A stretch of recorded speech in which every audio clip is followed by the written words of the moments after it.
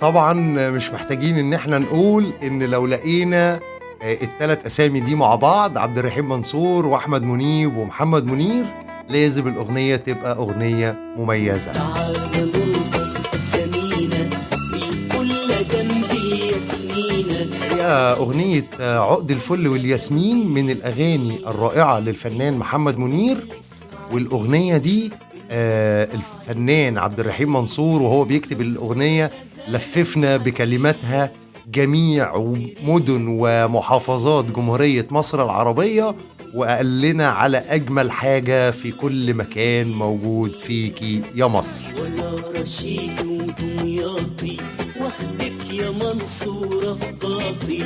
أنا يعني بيعجبني الشغل اللي حصل والتعاون اللي حصل مع الفنان يحيى خليل وفرقته من الفنان محمد منير، وأتمنى، أتمنى إن كان يحصل تعاون تاني ما بينهم، لإن في الفترة دي كان التعاون ده مثمر جدًا ومطلّع لنا شغل غاية في الروعة، حاجة يعني شغل عالمي الحقيقة يعني مستوى عالمي من الأغاني الرائعة اللي سمعناها في الفترة دي. عصرت قلبي الجواني على التراب الأسواني رجع يا نوبة عنواني.